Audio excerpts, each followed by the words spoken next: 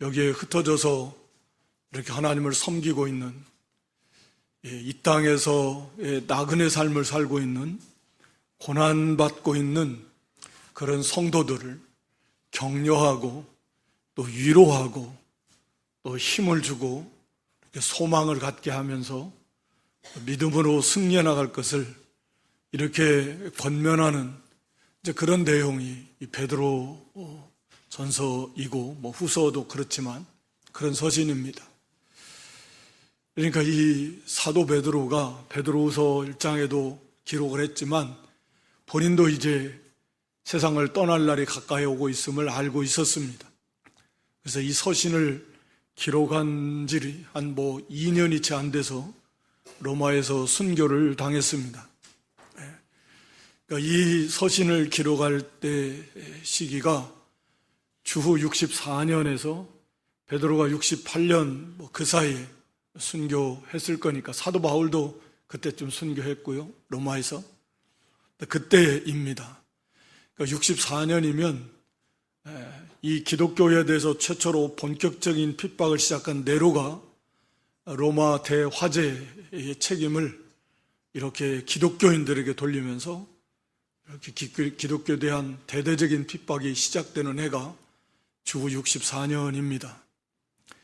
그러니까 당시에 베드로는 로마에 있었고 그 로마에서 이렇게 이 교회에 대한 기독교인들에 대한 핍박이 아마 시작되는 것을 눈으로 보면서 이제 곧 머지않아 로마가 다스리고 있는 그 전 지역에로 이 핍박이 확산될 것을 분보듯 뻔한 사실이니까 그것을 바라보면서 이렇게 흩어져 있는 각 지역에 있는 특히 소아시아 지역의 여러 지역에 있는 그런 성도들을 오히려 위로하고 격려하고 두려워하지 말고 이 시련당하는 거, 불같은 시험이 오는 거 이상하게 여기지 말라. 그래서 그런 말씀을 직접적으로 언급하죠. 그러면서 그들을 격려하고 위로하기 위해서 이 서신을 보낸 것입니다. 물론 네로의 핍박이 본격화되기 이전에도 이미 각 지역에 있는 성도들은 기독교인이라는 그런 이유 하나만으로 그들은 많은 어려움을 겪고 있었습니다. 그래서 경제적으로 불이익을 당하고 빼앗기기도 하고 쫓겨나기도 하고 감옥에 갇히기도 하고 그렇게 경제적으로 사회적으로 정말 많은 어려움을 겪고 있었는데 거기에다가 이제 이 본격적인 엄청난 대핍박이 가해지는 것을 보면서 이제 그 성도들을 격려하게 되는 것입니다. 그래서 이 베드로 사도를 우리가 소망의 사도다 그걸 많이 말하고 있으니까 왜 당시의 배경이 환경이 말씀드린 대로 성도에게 위로와 격려와 소망이 필요한 때입니다. 고난이 많아요. 그래서 이 베드로 서신 전후서에는 이 고난받는다라는 그런 파스쿠라는 특별한 단어가 12번이나 기록이 되어 있다 그래요. 신약성경 다른 전체를 합쳐서 11번밖에 쓰이지 않았는데 이 베드로 서신에만 이렇게 12번이 기록될 만큼 이런 고난이 임박한 또 고난 중에 있는 그런 성도들 위해서 기록이 된 것입니다. 당시뿐만 아니라 어느 시대나 우리 믿음의 사람들이 이 세상에서 즉 하나님을 대적하는 그런 이 죄악된 세상에서 바른 믿음을 가지고 살아가기에는 어느 시대나 어려움을 겪습니다. 적당하게 타협하고 굴복하고 양보하면서 가면 그런 고난 없을지 몰라도 그런 사람은 상급도 없을 것이고 또 경우에 따라는 진짜 성도인지도 모를 것입니다. 그러나 참성도라면 그럴 수 없는데 그렇기 때문에 어느 시대나 정도의 차이는 있지만 어려움을 겪습니다. 뿐만 아니라 이렇게 여러 가지 경제적으로도 또 육신의 질병의 문제라든지 또는 관계 속에서라든지 다양한 그러한 그런 분야에서 또 원인들로 인해서 우리가 고난을 많이 겪습니다. 그런 고난을 겪고 앞두고 있는 그런 성도들에게 주시는 서신이다 라고 하는 것을 기본적으로 우리가 알고서 오늘 본문의 말씀을 우리가 받도록 해야 되겠습니다. 사도 바울은 그 앞에서 1절, 2절 성삼위일체 하나님의 그 놀라운 은혜로 우리가 구원받은 것을 감사하면서 또 이렇게 하나님의 은혜와 평강을 이렇게 빌어줬습니다. 그러면서 여기 본격적으로 여기 3절로 12절 성도들에게 위로와 격려하기 위해서 하나님이 우리에게 어떠한 은혜와 사랑을 베풀어 주셨는가 라고 하는 것을 사도 베드로가 기록하려고 하다 보니까 먼저 이 복받쳐 이 충만하게 솟아오르는 게 뭐냐면 하나님에 대한 감사이고 감격이고 찬양이었습니다. 그래서 우리가 개역성경은 찬송하리로다가 먼저 나와요. 개역개정은 우리 주 예수 그리스도의 아버지 하나님을 찬송하리로다 이랬지만 찬송하리로다, 찬양이 터져 나오는 거예요. 사도 바울도 마찬가지예요. 하나님을 생각하고 하나님께서 우리에게 베풀어 주신 은혜를 생각하고 그것을 얘기를 하려고 하다 보니까 찬송이 먼저 터져 나오는 것입니다. 그래서 하나님을 찬송하라. 그런데 그 하나님은 어떤 하나님이시냐? 우리 주 예수 그리스도의 아버지 하나님이시다. 우리 주 예수 그리스도의 아버지 하나님. 사실은 우리 주 예수 그리스도의 아버지 하나님을 찬송하라 이렇게 제목을 정하려고 하는데 너무 길어가지고 하나님을 찬송하라 이렇게 했는데 그 하나님, 우리가 찬송하는 하나님은 바로 우리 주 예수 그리스도의 아버지 하나님이시다 라고 이렇게 말씀합니다. 다시 말하면 이 말씀은 우리 주 예수 그리스도로 말미암아서 하나님이 우리 하나님이 되고 우리 아버지가 된다라는 의미잖아요. 그것만 생각해 너무 감격하는 거예요. 요한복음 20장 17절에 보면 부활하신 예수님께서 내 하나님 내 아버지 곧 너희 아버지, 내 하나님 곧 너희 하나님, 즉 예수님을 믿는 제자들, 예수님을 믿는 성도들과 예수님을 같이 동일시합니다. 같은 형제요, 한 몸으로서 내 하나님이 너희 하나님이시고 내 아버지가 너희 아버지시다. 그래서 이제 오늘 3절에서도 그렇게 말씀하고 있습니다만 바로 그 하나님이 우리 하나님이 되게 해주시려고, 바로 그 하나님이 우리 아버지가 되게 해주시려고 예수 그리스도를 보내주신 것이고, 그래서 우리는 그 예수 그리스도로 말미암아 그리스도 안에서 언제나 하나님이 예수 그리스도의 아버지 하나님이시기 때문에, 우리가 예수님이 우리 주이시기 때문에 우리는 예수 그리스도 안에서 언제나 영원토록 하나님이 우리 하나님이시고 우리 아버지이신 것입니다. 우리가 예수님을 떠나서 존재할 수 없고, 성도가 그래서 언제나 예수 안에서 예수 그리스도, 우리 주 예수 그리스도의 하나님, 우리 하나님, 우리 주 예수 그리스도의 아버지, 우리 아버지, 나의 하나님, 나의 아버지가 되는 것입니다. 영원토록. 그래서 하나님께서는 언제나 그리스도 안에 있는 우리를 보시는 겁니다. 그리스도 안에 있는 우리.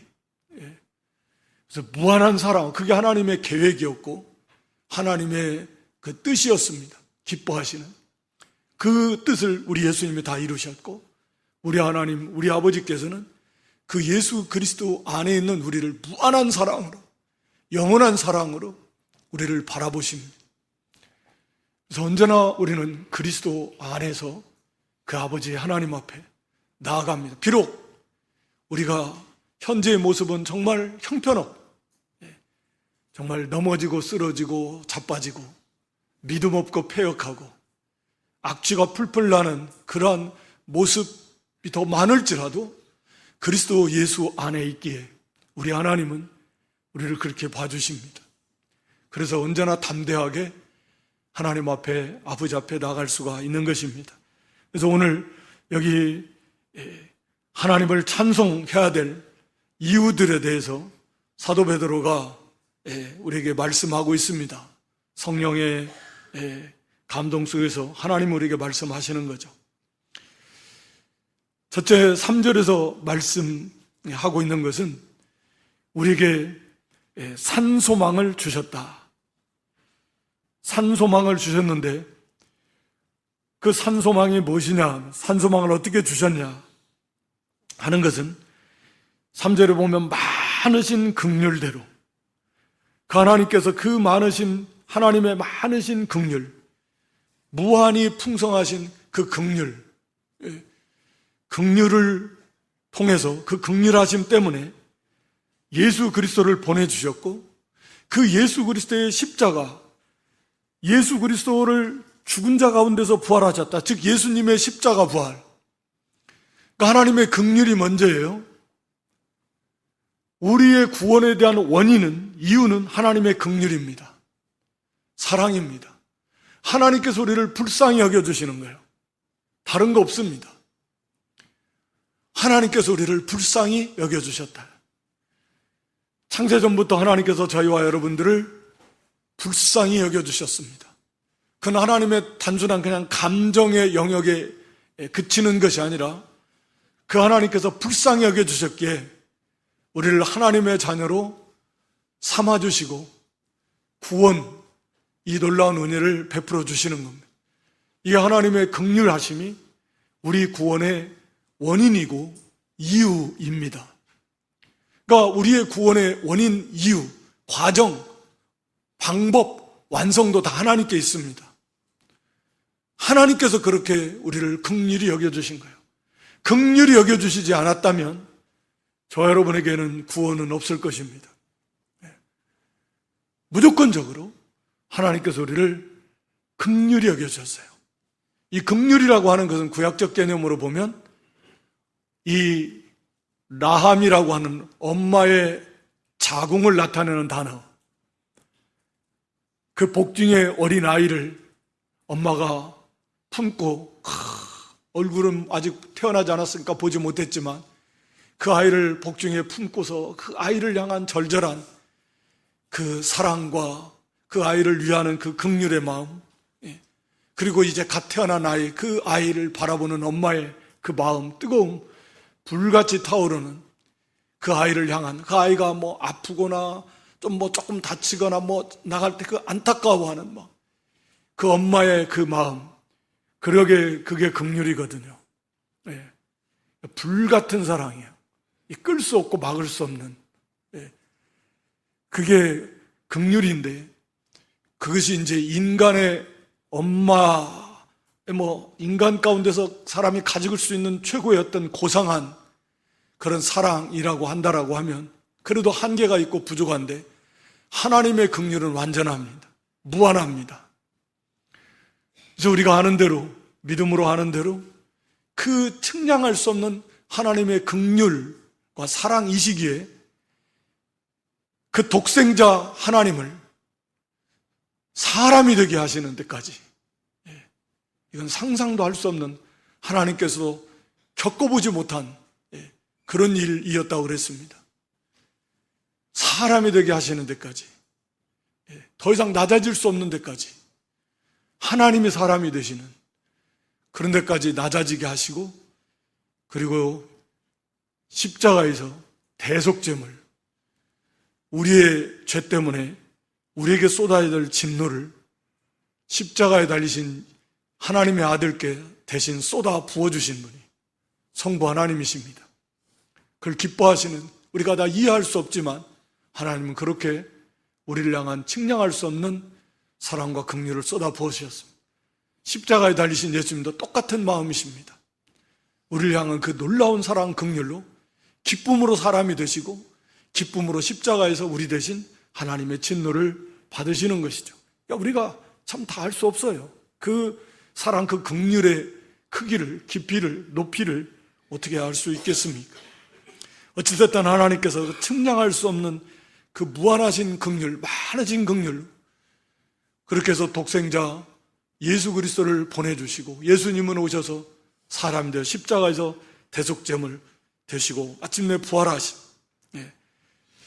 그렇게 해서 우리를 거듭나게 하신 것입니다. 우리를 거듭나서 다시 태어났습니다. 중생시키셨습니다. 위로부터 났다라는 의미도 되고, 거듭났다, 그게 영의 부활입니다. 그게 구원입니다. 중생입니다. 어마어마한 일입니다. 그러니까 예수가 그리스도로 믿어지는 사람들은 다시 태어난 사람들입니다. 죽었던 영이 살아난 사람들입니다. 영이 부활한 사람들입니다. 이제 몸의 부활만 남아있고 영은 이미 부활했습니다. 상상도 할 수 없는 그런 은혜와 복을 받은 사람들이에요. 그렇게 해서 우리를 거듭나게 했습니다. 하나님의 긍휼이 무한하신 사랑으로, 물론 여기에는 성령께서 이걸 우리에게 적용하셔서 우리를 거듭나게 하셨습니다. 그렇게 하셔가지고 우리에게 산 소망을 주신 것입니다. 3절의 말씀이 그거예요. 우리에게 산 소망을 주셨습니다. 우리에게 이 산 소망이라는 건 뭐예요? 살아있는 소망. 뭐 이해하기 쉽게 우리가 생각한다라면 소망이라고 하는 건 아직 이루어지지 않은 거잖아요. 세상적 관점에서 보면 바라는 거잖아요. 이루어질 수도 있고 안 이루어질 수도 있고. 소망은 우리가 바라는 것도 이렇게 됐으면 좋겠다 라고 하는 장래의 희망입니다. 아직은 존재하지 않아요. 그런데 사도 베드로는 그것을 살아있는 소망이다, 산소망이다 라고 이렇게 표현함으로써 우리가 바라는 소망은 이미 지금 존재하고 있다, 살아있다, 준비되어 있다 라고 이렇게 말씀하는 것입니다. 이 산소망이에요. 살아있는 소망이에요. 지금 존재하고 있는 소망이에요. 당연하잖아요. 이어서 이제 그 소망의 그 구체적인 내용을 이제 4절 이하에 말씀하고 있는데, 그래서 이 소망 될까 안 될까 그게 아니에요. 이미 존재하고 있는데, 살아있는데, 이제 우리가 그것을 누리기만 하면 되는 건데, 그거 주시려고, 우리에게 그런 산소망을 주시려고 하나님께서 그 측량할 수 없는 그런 긍휼, 그런 사랑을 우리에게 쏟아부어 주시고, 독생자를 주시고, 우리 예수님이 십자가 지시고, 그리고 부활하시고, 오순절 보혜사 성령 임하셔서 이걸 우리에게 다 적용하셔서 물과 성령으로 우리를 거듭나게 하시는 성삼일체 하나님께서 우리 한 사람 구원하시려고, 우리 하나 거듭나게 하시려고, 우리에게 영원한 산소망을 주시려고 이런 어마어마한 그런 엄청난 일을, 수고를, 고생을, 헌신을 다 쏟아 부어주셨다. 그리고 지금도 그러고 계신다 라고 하는 것입니다. 그걸 생각할 때 찬송하지 않을 수 없다. 찬송하리로다. 우리 주 예수 그리스도의 아버지 하나님, 우리 아버지 하나님, 영원하신 우리 주 예수 그리스도의 아버지 하나님, 그래서 우리 하나님이 되어주시고 우리 아버지가 되어주신 그 하나님을 찬송하지 않을 수 없다. 찬송하자. 지금 고난이 닥쳐온다, 뭐 죽음이 눈앞에 온다 해도, 지금 말할 수 없는 어려운 가운데 있지만 우리는 하나님을 찬송하지 않을 수 없다. 그 모든 것을 능히 넉넉하게 이기고 우리도 하나님을 찬송해요. 어떤 어려움이 있다고 해도 뭐 크고 작은 고난이 다 있겠죠. 없는 사람이 어디 있겠습니까, 이 자리에. 그래도 하나님을 생각할 때, 우리에게 이 베풀으신 이 놀라운 은혜, 우리에게 산소망을 주신 하나님을 생각할 때 그 속에서 우리도 찬송이 터져나오는, 그래서 막 감사와 기쁨이 충만한 그런 놀라운 은혜들을 날마다 체험하면서 하나님을 찬양해 나가는 그런 저와 여러분 모두가 될 수 있기를 주님의 이름으로 축원합니다. 그래서 그 내용이 뭐냐? 거기 4절에 보면 우리에게 유업, 썩지 않고 더럽지 않고 쇠하지 않은 유업을 잊게 하신다라는 거예요. 이 유업, 이 산소망, 하나님께서 우리에게 유업을 있게 하셨다. 우리 그 개역에서는 기업으로 그렇게 표현했는데 이건 유업이 더 나은 표현인 것 같습니다. 유업이라는 말은 이 상속 재산을 말하는 거죠. 내가 뭐 노력해서 버는 그런 기업의 개념이 아니고 이건 아버지 하나님, 아버지의 재산, 아버지의 것을 우리에게 물려주시는 그런 상속 재산을 말합니다. 그러니까 우리를 하나님의 자녀로 삼으셔야 하나님의 아버지가 되어주시고 그래서 아버지의 것을 우리가 받을 수 있잖아요. 그게 유업입니다. 우리가 하나님의 자녀가 아니라면, 하나님께서 우리를 자녀로 삼아주시지 않았다면 하나님의 것을 유업으로 받을 수 없겠죠. 우리가 상속자, 우리 로마서 8장에서 말씀하고 있듯이 우리가 자녀이면 이 상속자다. 하나님 아버지의 부모 재산, 아버지의 재산을 이을 상속자다. 하나님 우리를 거듭나게 하셔서 하나님의 자녀로 삼아주셨대. 왜? 뭐 하려고요? 유업을 주시려고. 아버지 하나님의 그 하늘의 영원한 하나님의 그 유업을, 하나님의 것을 우리에게 주시려고. 그러니까 하나하나를 우리가 생각할수록 기가 막힌 하나님의 사랑입니다. 우리를 거듭나게 하셔서 하나님의 자녀가 되게 하신 여기 목적을 나타내는 그런 전치사로 이 사절이 이어지고 있는데 유업을 잊게 하시려고 그랬다. 유업. 하나님의 유업, 하나님의 자녀가 되게 하신 것은 하나님의 유업 주시려고. 아버지의 것을 자녀에게 물려주시려고. 하늘의 그 무한한 하나님의 아버지의 것을 우리에게 주시려고, 유업으로 주시려고, 상속받게 하시려고.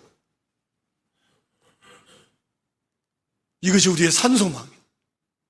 그러려고 우리에게 이 놀라운 이 구원의 은혜를 베풀어 주셨다.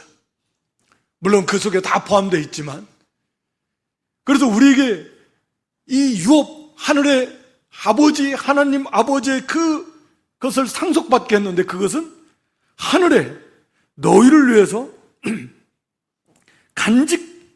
지금 간직하고 있다. 우리를 위해서 이미 간직하고 있어요, 하나님께서. 그래서 산소망이에요. 살아있는 소망. 지금 존재하고 있는 소망.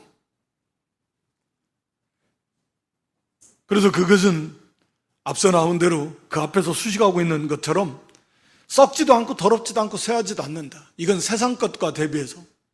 세상의 것은 다 시간이 지나면 다 썩고 그리고 오염되고 그리고 점점 약해지고 아무리 뭐 건물, 새 건물 줘봐야 뭐 10년, 뭐 20년, 40년, 50년, 60년, 70년, 뭐 100년 살지도 못하지만 그때까지 다 약해집니다. 다 허물어야 되고 다 오염되고 낡아지고 세상에 속한 거 그렇지 않은 것이 어디 있겠습니까?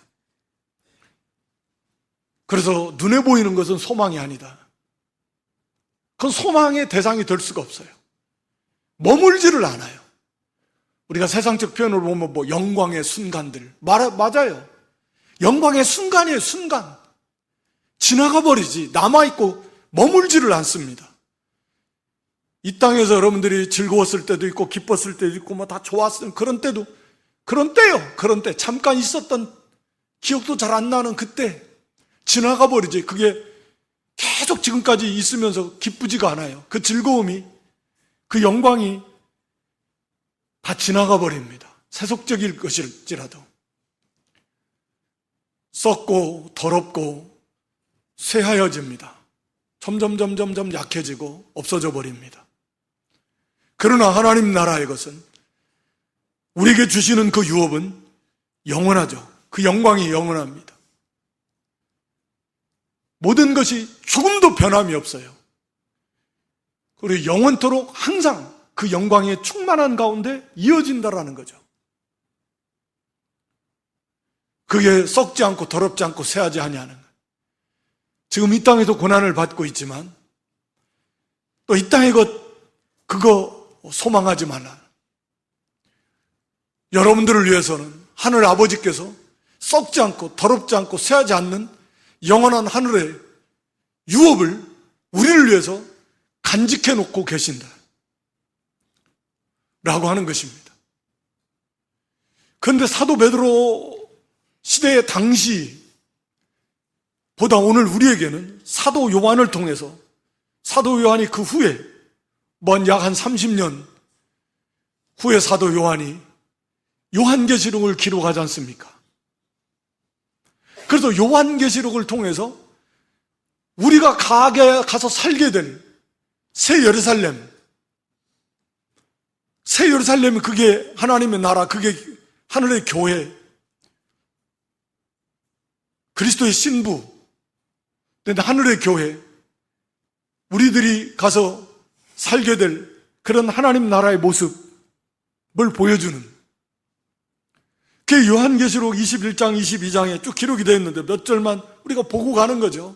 요한계시록 21장 3절로 4절 말씀에 보면 하나님께서 함께 하시면서 영원토록 하나님이 함께 해 주십니다. 그리고 10절로 11절 말씀에 보면 거기 거룩한 성 새 예루살렘, 하나님께로부터 하늘에서 내려오는데 하나님 영광이 충만합니다.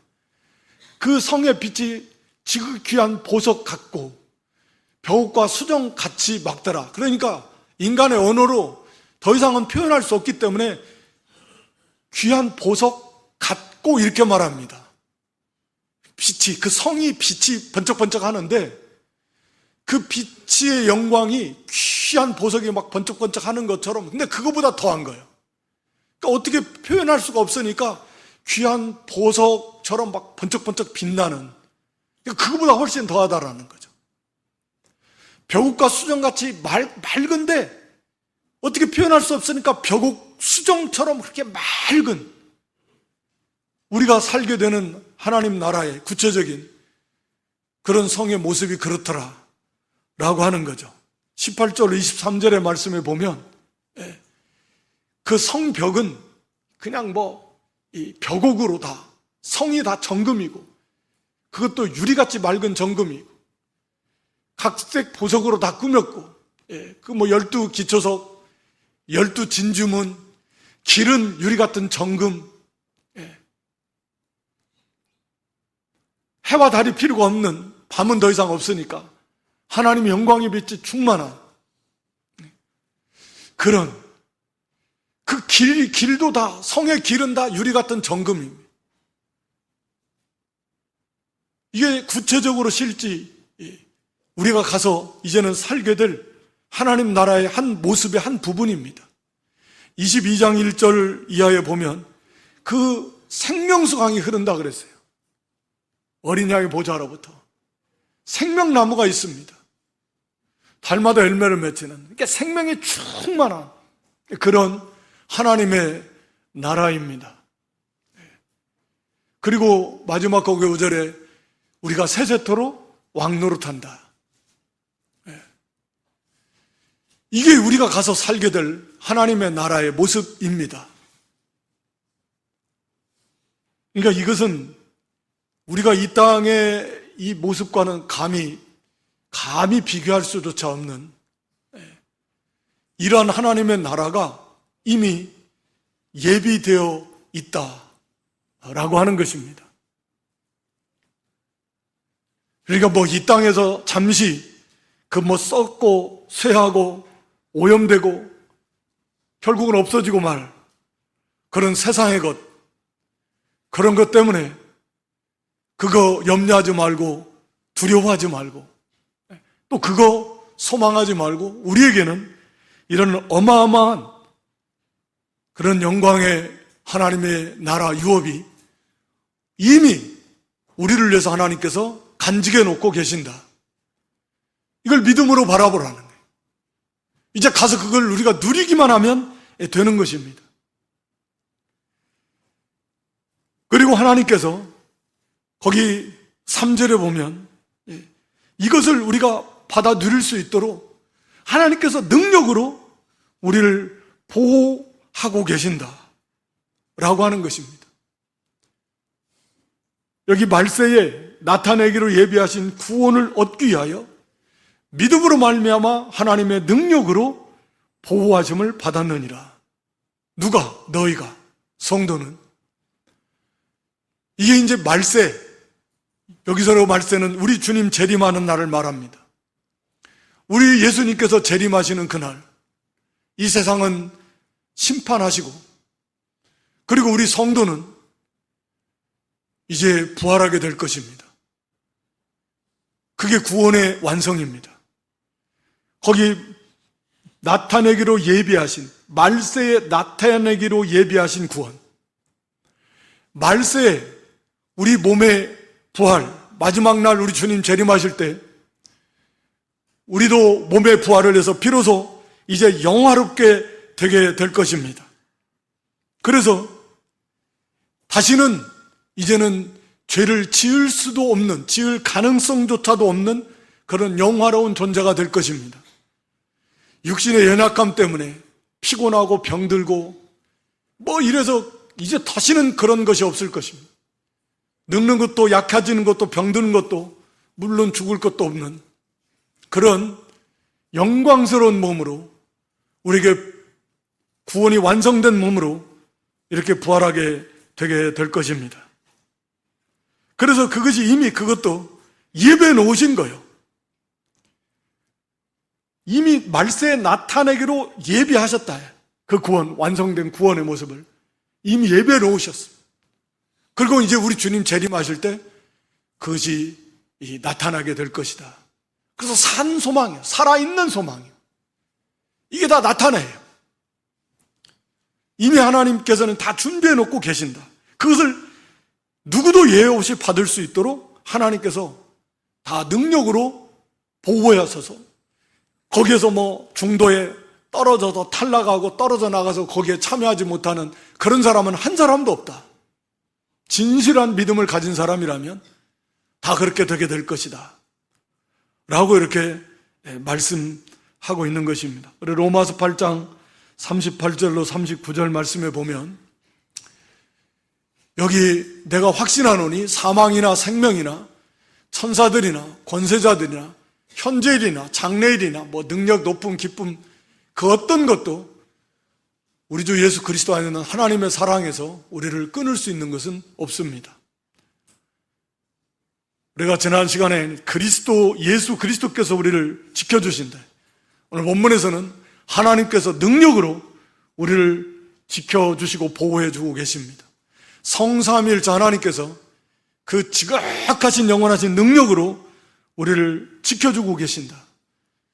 여러분들이 당시에 오늘이나 지금 고난을 당하고 있고 앞으로도 더 큰 고난이 지금 닥쳐오고 있지만, 그러나 하나님의 능력으로 여러분들을 붙들고 계셔서 마침내 이기게 하시고, 그래서 영광의 예비 놓으신 구원을 다 받도록 우리 하나님께서 여러분들을 지켜주신다. 그리고 붙들고 인도해 가실 것이다.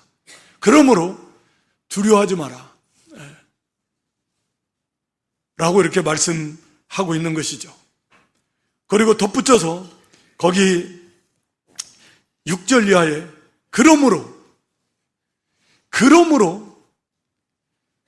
너희가 이제 여러 가지 시험을 만나지만, 지금 당하고 있고 앞으로도 만날 거지만, 그래서 그것 때문에 잠깐 근심을 할 수는 있겠지만, 그러나 오히려 더 크게 기뻐하게 될 것이다.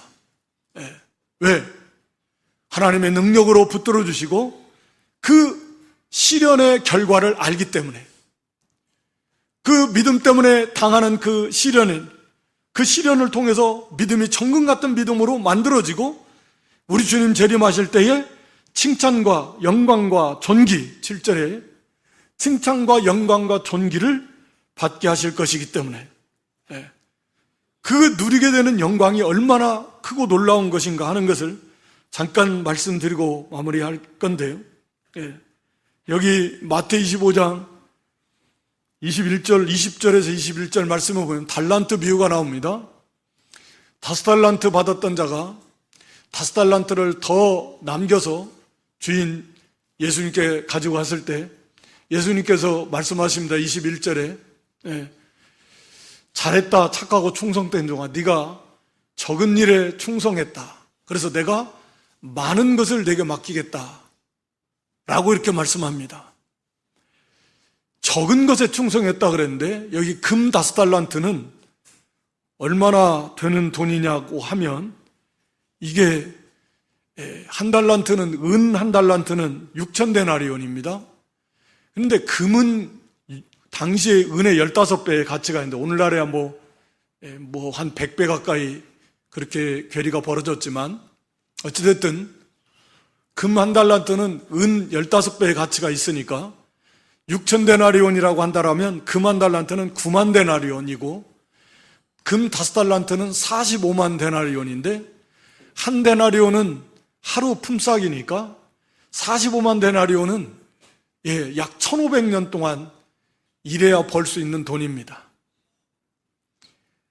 일당을 제가 15만 원 정도로 계산을 해보니까 약 700억.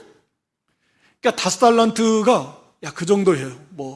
싸게 잡아서 어떤 사람은 1년 연봉이 5천만 원 해도 한 750, 1,500년이니까 750억 되는 거겠죠. 그러니까 어마어마한 돈이에요. 어마어마한, 말씀드리고자 하는 건. 근데 우리 주님은 뭐라고 하십니까? 이건 적은 일이다. 적은 일에 충성해서 내가 많은 것을 맡기겠다. 5달란트, 금 5달란트 더 남겼더니 이렇게 많은 걸 남겼다라고 말씀하신 게 아니라 네가 적은 일에 충성했구나. 이제 네가 그로 인해서 얼마나 많은, 하나님께서 그 많은 걸 우리에게 주시겠다라는 건데 이 세상 가치로 약 700억이 적다라고 하면 도대체 하나님께서 그로 인해서 우리가 하나님 나라에서 누리게 되는 그 영광의 크기는 얼마나 더 큰가 하는 것을 여기에서 말씀하고 있는 것입니다. 누가복음 19장 16, 17절 문화비유인데 거기는 문화 하나에 고을 하나입니다. 이 문화는 100데나리온이에요. 100데나리온이라고 하면은 1,500만 원.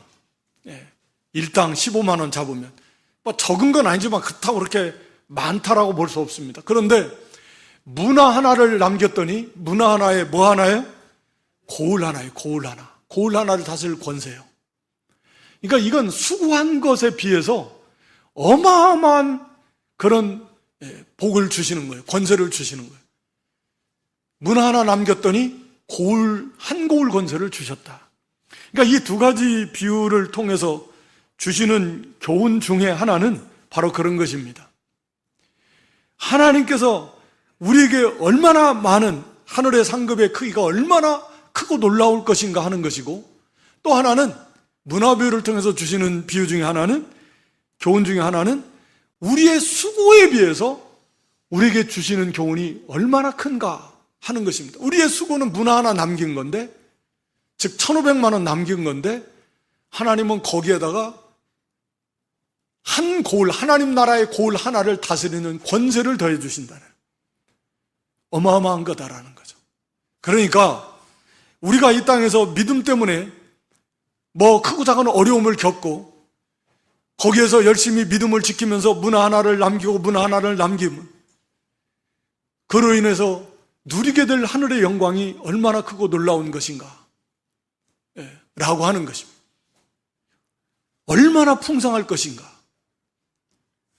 600억, 700억, 1,000억, 2,000억 이런 것이 적은 것이라고 하면 도대체 하나님 나라에서 우리에게 많은 것을 맡겨주실 때 그 많은 것의 풍성함은, 그리고 그것은 영원한 것인데 얼마나 놀랍고 얼마나 많고 또 큰 것인가 라고 하는 것입니다. 이걸 우리가 생각할 때 오히려 크게 기뻐할 수밖에 없다. 그 우리가 누리게 될 칭찬, 존귀, 영광이라고 하는 건 우리가 그 고난 받으면서 믿음 지키면서 행한 거에 비하면 비교도 할 수 없을 만큼, 사도 바울도 그렇게 표현했지만 우리가 장차 누리게 될 영광은 우리가 받는 고난과 좋게 비교할 수 없습니다. 그것을 우리에게 주시는 걸 생각할 때, 그걸 생각할 때 그렇구나, 이 고난 중에서도 기뻐할 수 있고 즐거워할 수 있다. 아니, 크게 기뻐한다. 이러한 믿음을, 이러한 은혜를 하나님께서 우리 성도들에게, 당시 고난받는 성도들에게도 이런 은혜를 베풀어 주셨고 지금도 그런 은혜를 베풀어 주시는 하나님이시다. 그래서 그 하나님 앞에 감사하고 기뻐하고, 그리고 마지막으로는 천사들도 살펴보기 원하는 그런 놀라운 구원을, 정말 그 놀라운 구원을 우리에게 베풀어 주셨다 라고 이렇게 말씀하고 있습니다. 그러므로 지금 고난 중에 있을지라도, 또 앞으로 어떤 고난이 온다 할지라도, 표현대로 불같은 시련이 온다고 할지라도 이 우리에게 베풀어 주신 산소망을 주신 하나님, 그 하나님을 생각하면서 이미 우리를 위해서 예배해 놓으신, 살아있는, 존재하고 있는 그 산소망, 하늘에 간직해 놓으신 그 유업,